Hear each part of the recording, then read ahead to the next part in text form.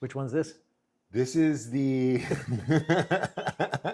Intro? What's an intro? Intro? Intro. Okay. Yeah. Great show. Yeah. Wonderful, fun time.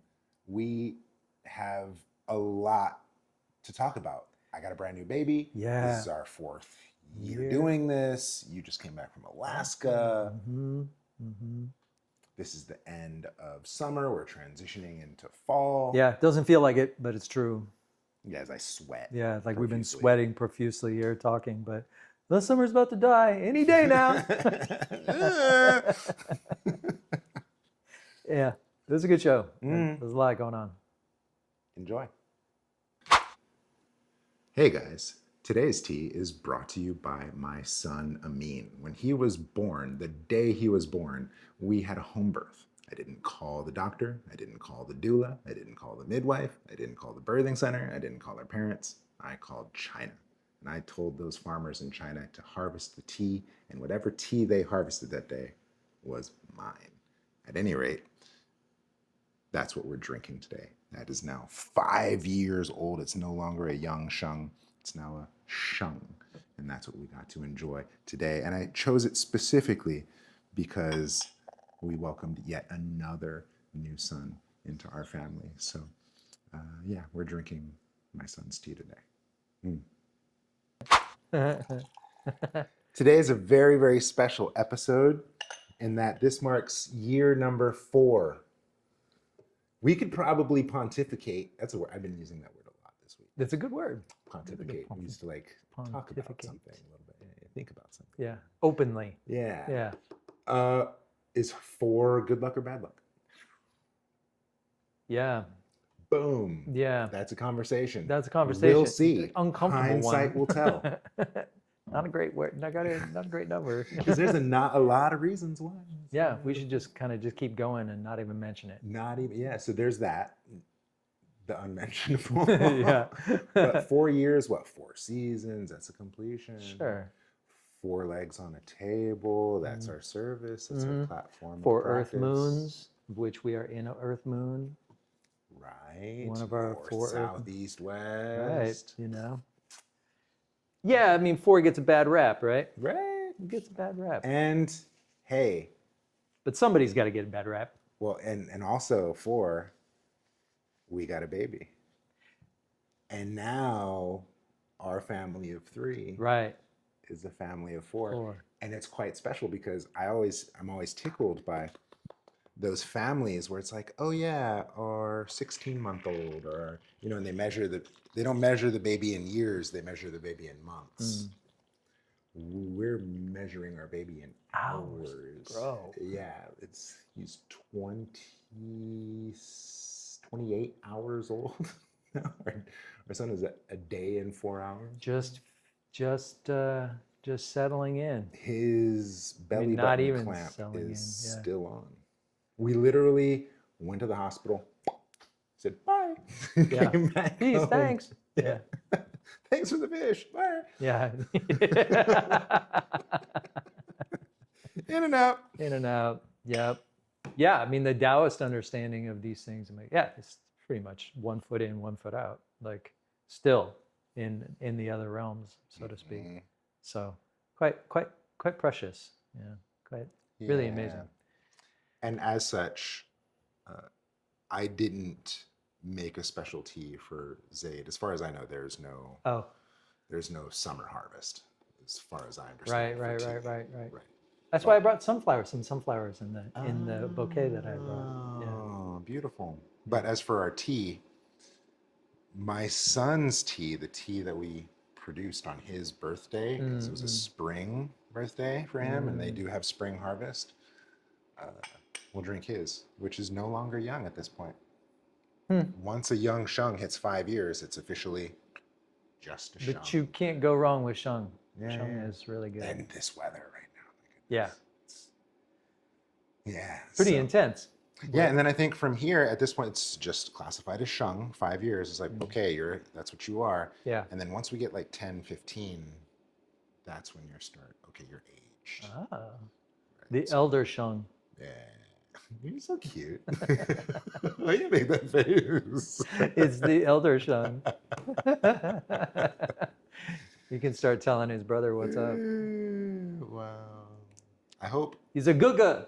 yeah, I hope that Guga and little Didi. brother doesn't get jealous of big brother because big brother has his own tea, but little brother doesn't. Yeah. I hope little brother can Yeah, understand. maybe I'll figure his own tea Yeah, out. we'll figure out something to make him special. Yeah, for sure. I love you. Something Both of you. chrysanthemum based. See? Mm-hmm. He's horse. Horse. What is it? Oh, Fire oh. horse year, wood horse moon, earth horse hour. Right. On a rat day. Yeah, earth rat. On a rat day. There you go.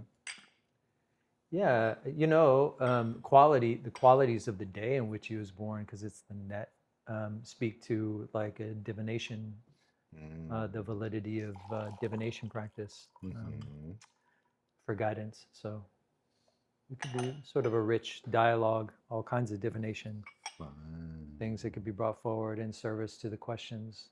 Yeah. Well, what a rich day.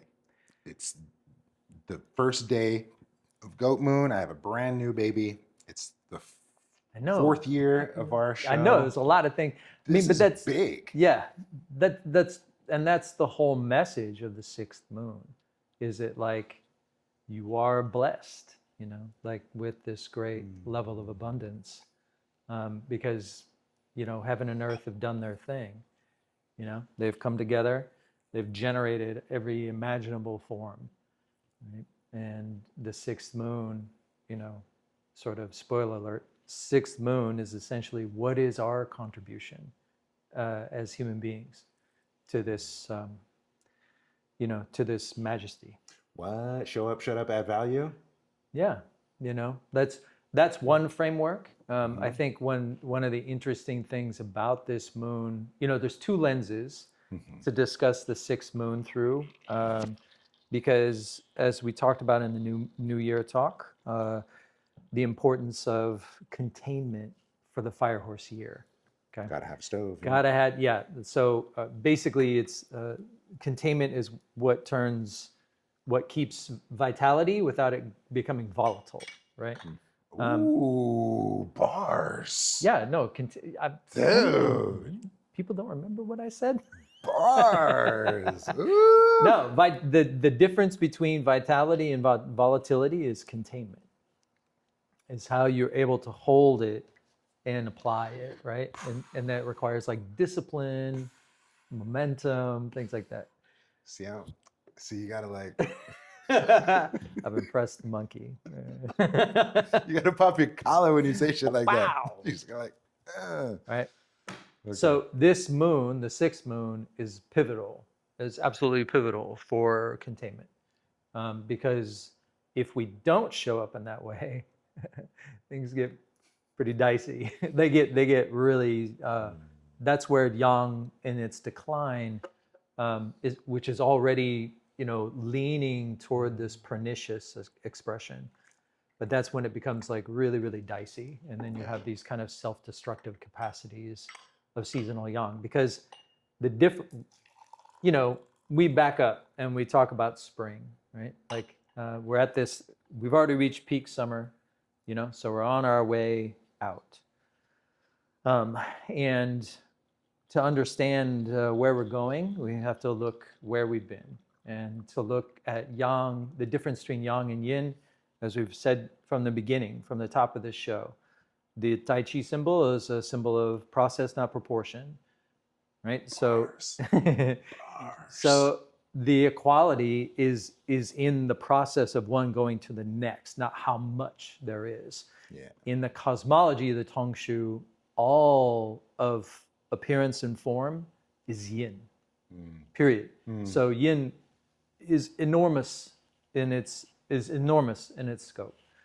And yang is basically the instigator, small but super hot, and it can instigate change and transformation, growth and transformation, from one form, appearance and form, to another. So we have this process that begins in spring that motivates us,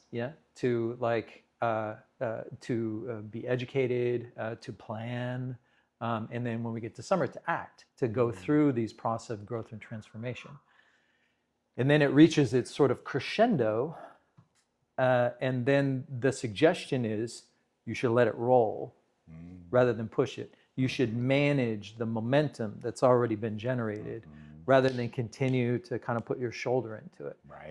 Right. So that's where we are now. That's the sixth moon, is that, Yang's retirement is inevitable, but it may go through midlife crisis. Can you let Yang grow old gracefully is always the question. And that sixth moon is basically where we demonstrate this sort of dignity, this capacity for dignity on the part of humanity. Or we generate various states of confusion because we refuse to let Yang retire. We become fixated, belligerent. We develop ideals that cause us to harm each other. We become aggressive, sort of perpetually aggressive. Everybody becomes an enemy. I think there's a million different ways that Yang's pernicious nature can be expressed, especially if it's enshrined, in a kind of in a cultural format of leave it all on the table, what's that? Rage against the dying of the light. We have so many cultural expressions in the West that just reveal how absolutely barbaric we are. From a classical Chinese perspective, it's borderline personality. Just what's wrong with you guys? There's nothing wrong with the darkness, but we have this absolute inability to accept its value or to see the value of yin. Speaking of yin. Smell that. Go deeper yin. Smell the lid. Wow. Smell the lid.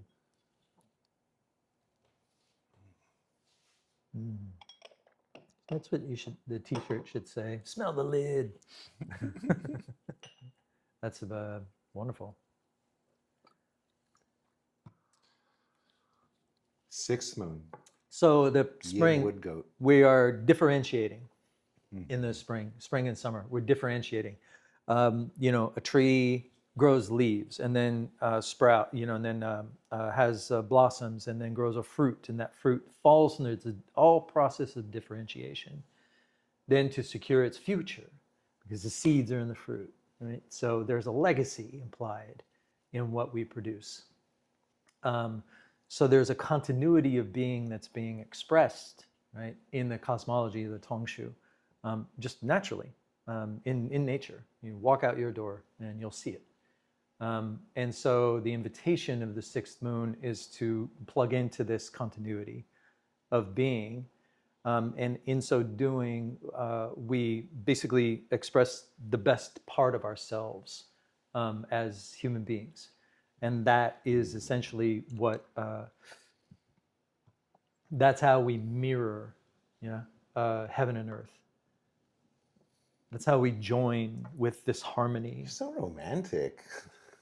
I love it. It's just nature. Nature is full of these moments, constantly. And yes, some Dawkins called it the awe factor, or this kind of love of life, that is just a matter of fact part of who we are. And so all of this is there for a reason, to keep us aligned with heaven and earth. So we shouldn't, Ming was very clear about his talk about the sixth moon and the chi nodes involved with the sixth moon. You should enjoy yourself, Look at your life, so beautiful. Oh my God, so much abundance, and I get to commune, at various levels, not just with nature and, and the abundance that surrounds me, but with other people, because as it turns out, you're not here in a vacuum. And in order to perpetuate the positive influence of this kind of growth and transformation, because things are still growing and blooming and popping up all over the place. So we go outside and we're like, the Yang's not over, right? It's not, it's just a recognition of the decline that is coming, and prepare for the decline that's coming by don't start anything new, but enjoy the fullness of what you already have. Like it's you have enough, you know. It's that moment where you're like, I've got plenty to do. Yeah. And I remember that conversation 4 years ago. We don't need to do this. We're starting this, but We don't need to have to do it. We talk about this stuff anyways. I mean, so we might as well. But, yeah, you know, I but- mean, it's a continuation of like a conversation that was started a long time ago. So, you know, there's a lot of really amazing parts about this time that, you know, in yang in decline or in this, like, it's full, like it's just unfolding before your eyes. And so it is just important to follow through, you know, find some conclusion, and to satisfaction, you know, between intentional action and a sense of satisfaction is value and meaning, right? So, so when you find satisfaction in life, you know, look back, like, and see. There's some people that just can't get no. I mean, they really can't. And these are all states of confusion. And a state of confusion is essentially a ghost. Yeah, a state of confusion is essentially a ghost. Boom. And you know, you're perpetuating states of confusion. You know, that's what you get.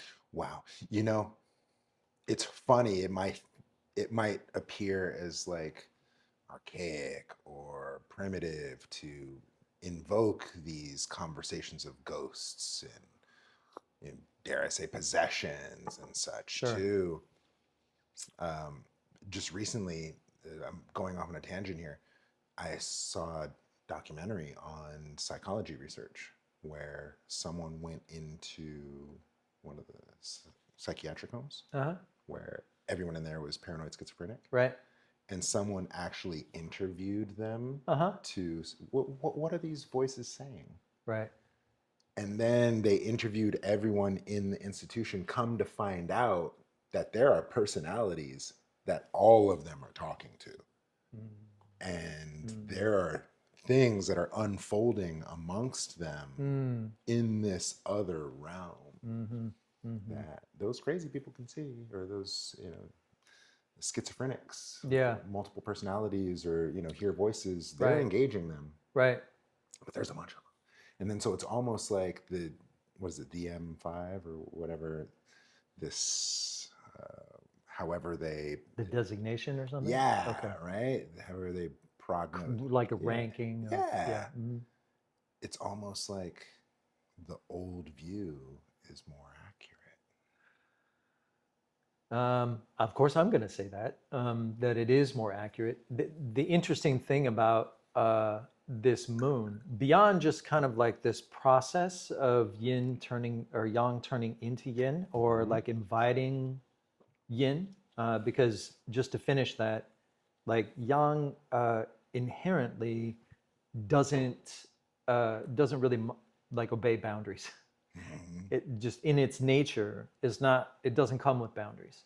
So you have to supply boundaries in order for it to be productive rather than destructive, right? It's as we mentioned of vitality and volatility, right? So so this kind of jumping boundaries and jumping past anything, becoming indiscriminate in what it encourages growth transformation-wise, is essentially the definition of the perniciousness of yang. So besides all of that kind of process, which is interesting enough, right? How we bring order to the abundance of summer is entirely up to us. Like as equal partners in this relationship between heaven and earth, right?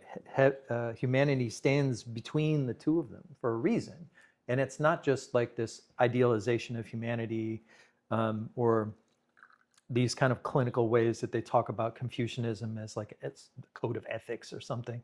It's to recognize that, no, you know, we're going to create value structures in a certain way because we're not a fish and we're not a porcupine. Okay, and fish and porcupine will create other value structures, with the abundance of heaven and earth, right? So we recognize the kind of order that we naturally create, and when we work together, which is the reason why this is such a collective energy that's happening in the sixth moon, the recognition of what we do collectively then becomes this kind of mirroring, to the abundance of heaven and earth. We could do that so many different ways, and that's the second lens. I'm going to talk about the process of yang inviting or not inviting yin and what happens with that. And then the second lens is to talk about like this sort of, collective mindset. What do we value? As and how that basically reflects what it is that we think we are as human beings. So this is view, method, and fruition. View, method, and fruition. And you could say, oh, if you don't like your fruition, investigate your method. And if you don't like your methods, investigate your view. And this is the moon we can do that, and that we're actually majorly encouraged to do that, because there is results happening. There is fruition happening, regardless of whether or not it's the one you want. It's happening. The conclusions are coming, and that's going to be based on the methods and the view of the participants at large. So if you're trying to get a different fruition, then you really do need to investigate both your method and probably your view. So that's where like you could have a collective derangement, right? You could have like a whole country thinking that they're, rulers of everything, like you could have these sorts of creations. Thank you for tying my tangent back. Yeah. and that's really important to examine. And so our surroundings, even to talk further about that situation, is that, maybe some of these crazy people aren't crazy until you put them there. Because maybe the place itself is carrying a sort of wavelength or is embedded with many of these ghosts that are these sort of confused states that don't know how to leave and don't know how to be resolved. So you have someone who's like uniquely open and vulnerable and sensitive, and then you put them in front of a microwave, like an insane asylum, and then they get crazier, and then you're surprised, like they're not responding to treatment because the treatment's actually what's killing them, right? Because you're opening or you're messing with their capacity to relate to their experience as a human being as they were born, right? Not to say that, it's just that there's a wide variety of how, not just one method of crazy, right? So it is that kind of really interesting spectrum of relationship that is also playing out on a much, much larger scale, because we're all kind of a little bit crazy. Well, right? Speak for yourself. In terms of like the things that we find, or where is our value and meaning, we find it through the community that we surround ourselves with. And that's why it's this sixth moon like has a wide variety of permutations that are possible in terms of the auspices. You can't really peg it to just one thing. That's what makes the sixth moon so unique. It is a earth-bound moon. It's one of the 4 earth-bound moons. And in that, basically Earth comes up and buries the season, right? And prepares for the next season. So it's a transitional between summer and autumn. What does it bury? It buries spring. So no new beginnings, no fresh starts. Clean your plate is the message on that like yin and yang level. But how we relate to this abundance and all these, where our values all lie is something that's kind of unique about this particular Earth moon compared to the other Earth moons. They all have their sort of really important flavor, like dragons and oxen and the dog. But in this particular case, it's like, how do you make sense of the abundance that you're surrounded by? And that's a collective understanding more than an individual one. Okay. Quick context question on Earth moons.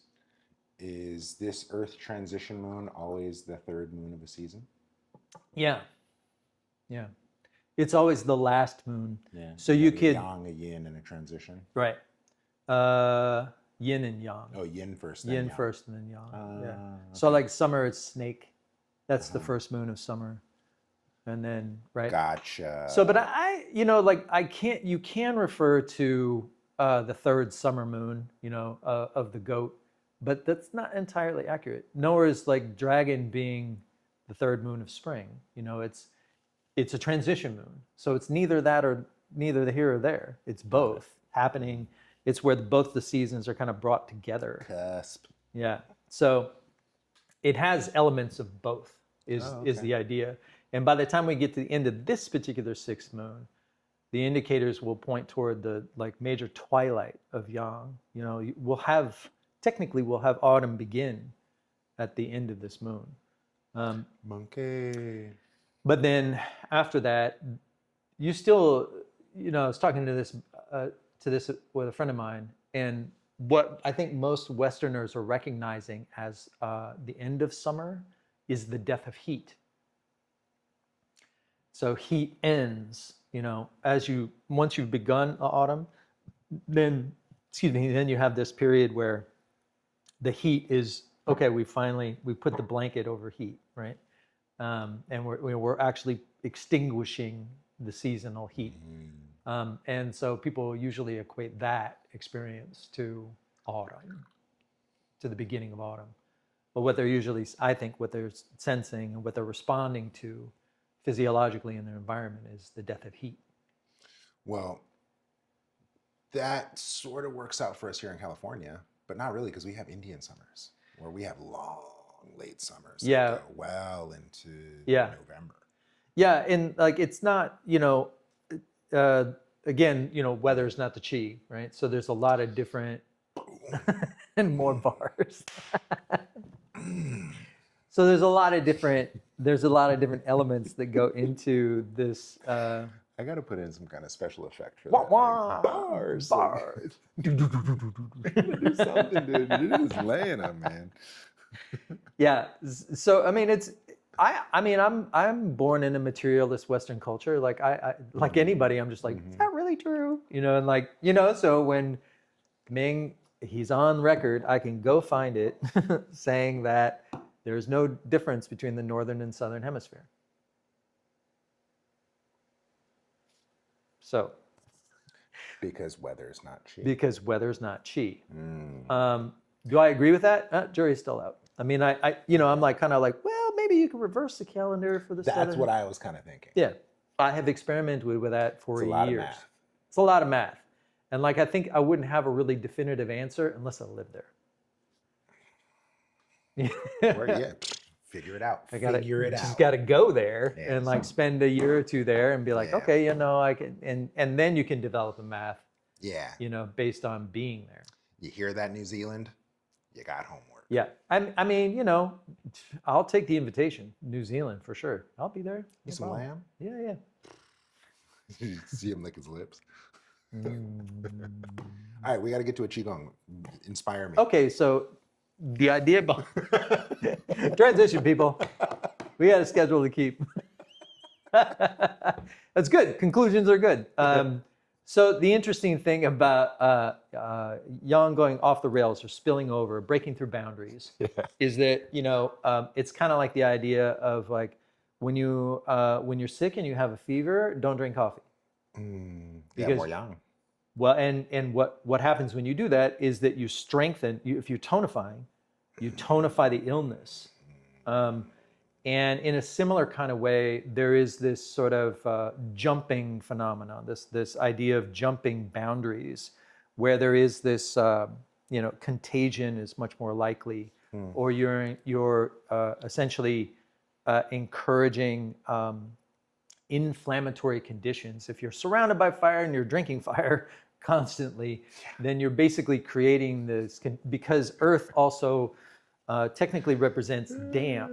It is where dampness arises. For sure. Each of the 4 moons, Earth is where dampness comes I'm up in the damp right atmosphere. now. We're all pretty damp. And dampness and heat is the most dangerous combination because then heat can become stuck. And Ming's word for this was the cinders, right? So you're collecting cinders. That makes sense because you have the pores that are open as exhaust, Right. but then more heat comes But you're in just through your pouring more exhaust. heat. Yeah. And Yeah. and all you're doing is just creating conditions for heat to congeal and intensify. And so heart disease, cancer, Hypertension, all of these things, because it's not just, illness isn't about just like one bad decision you made in one summer. There's patterns of behavior that go over one season after the next. So if you're living in complete refutation of the seasons and you're just obsessed with yang and think there's nothing to do but like amplify yourself until somehow you've achieved all your worldly dreams, America, then I feel bad for you because you're basically torturing yourself and you're depleting your capacities to manage heat in the body to the point where you develop chronic illnesses. I don't have a qigong for that. So the biggest thing, and I was thinking about what I shared, is like how to strengthen your wei qi. Because your wei qi is how you prevent these sort of insidious, pernicious, the hot winds of summer that carry illness. So it can't stop you from doing dumb things, but we can encourage you to like strengthen your wei qi to prevent illness. Well, if you want to learn how to strengthen your wei qi, who better to ask than David Wei? Boom, boom. You want that qigong, don't you? You cannot have. Pat yourself. That's all you need to do. Like, good enough for your wei qi. Well, if you want to have the qigong practice, and if you want to have the other segments, what would Ming do? Flavor of slow, hexagram, questions. This is a lot. Yeah. We go deep every month. Every month, yeah. We bring a lot. This is to a the big table. production. Yeah. And so, if you want more, $12 a month. Yeah, please join. That's you can ask questions and it'd be fun. Yeah. All right.